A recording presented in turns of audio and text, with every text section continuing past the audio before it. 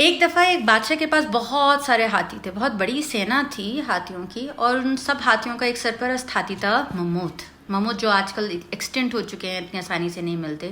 بہت بڑے ہاتھی ہوتے ہیں اور جائنٹ ہوتے ہیں، ان کا وزن بھی بہت زیادہ ہوتا ہے۔ وہ ہاتھی جو تھا وہ پانی میں پھنس گیا۔ بادشاہ بڑا پریشان ہوا اور کہنے لگا کہ میں کیا کروں، کس طریقے سے نکلواؤں اس کو۔ اور بادشاہ کے لیے وہ ہاتھی بہت قیمتی تھا، بہت عزیز تھا، کیونکہ ہر جنگ میں بادشاہ کے ساتھ وہی ہاتھی جاتا تھا۔ تو بادشاہ نے کہا کہ جاؤ جا کے جتنے بھی جو دعائیں کرنے والے ہیں، پرست ہیں، مولانا ہیں، جو بھی ہیں ان کے ریلیجیس اسکالرس، ان سب کو بلا کے لے کر آؤ۔ وہ سب آئے، انہوں نے بہت دعائیں کی کہ ہاتھی نکل جائے، لیکن ہاتھی نہیں نکلا۔ پھر اس نے آرڈر کیا کہ اچھا چلو ٹھیک ہے، تم جا کے اپنے سارے جوانوں کو لے کر آؤ۔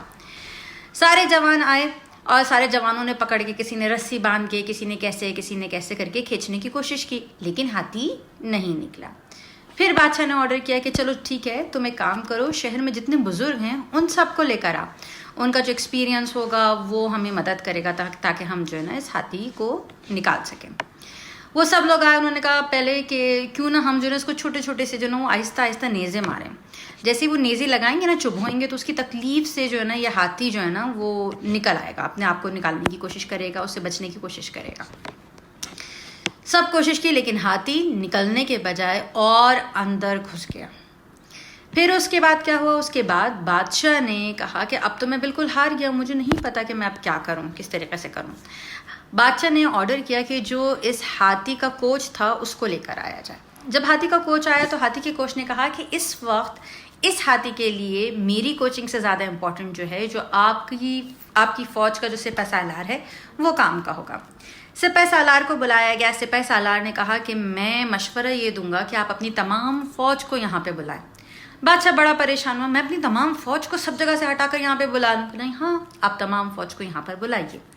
جیسے ہی تمام فوج آئی تو سپہ سالار نے حکم دیا اپنی تمام فوج کو کہ فوری طور پہ اپنے پاؤں کو زمین پہ مارو۔ جیسے ہی وہ پاؤں کو زمین پہ مارتے، جوں مارتے، ہاتھی وہ اوپر آنے کی کوشش کرتا اور بالآخر ہاتھی جو ہے وہ نکل آیا۔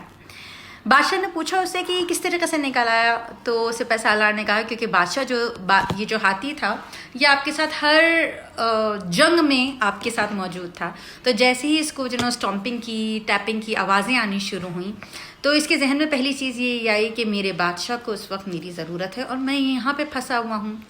بتانے کا مقصد کیا ہے اس اسٹوری کو بتانے کا مقصد صرف اتنا ہے کہ جب ہمارے پاس چھوٹی مصیبتیں ہوتی ہیں نا تو ہم صرف اسی کو فوکس کر رہے ہوتے ہیں، لیکن جب ہمارے پاس اس سے بڑی کوئی مشکل آ جاتی ہے نا تو ہماری جو اٹینشن ہے چھوٹی اس سے ڈائیورٹ ہو جاتی ہے۔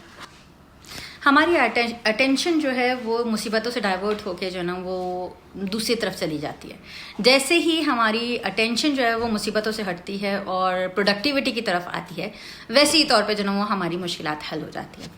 اس کہانی سے ملا گیا دوسرا سبق، ہمیشہ یہ ضروری نہیں ہوتا کہ دعائیں یا بوڑھوں کے ایکسپیرینسز جو ہے نا وہ آپ کے کام آ جائیں۔ کبھی کبھار آپ کو کوچنگ کی ضرورت ہوتی ہے، ایک ایسی نالج کی ضرورت ہوتی ہے جو آپ کے پاس اس وقت موجود نہ ہو، اور وہ نالج آپ کو سیدھے راستے پہ ڈال سکتی ہے، آپ کو مصیبتوں سے بچا سکتی ہے، مصیبتوں سے اور مشکلوں سے نکال سکتی ہے۔ اس سے سیکھا گیا تیسرا سبق، اور وہ تیسرا سبق یہ ہے کہ کبھی بھی ہار نہیں ماننی چاہیے، اور you have to be loyal with your owner. اور ہمارا اونر، ہمارا رب، ہمارا اللہ، ہمیشہ جب وہ ہمیں بلاتا ہے تو ہمیں فوری طور پہ سارے کام چھوڑ کے، چاہے کتنی بھی بڑی مصیبتیں کیوں نہ ہوں، سب کام چھوڑ کے فوری طور پہ اس کی طرف جانا چاہیے۔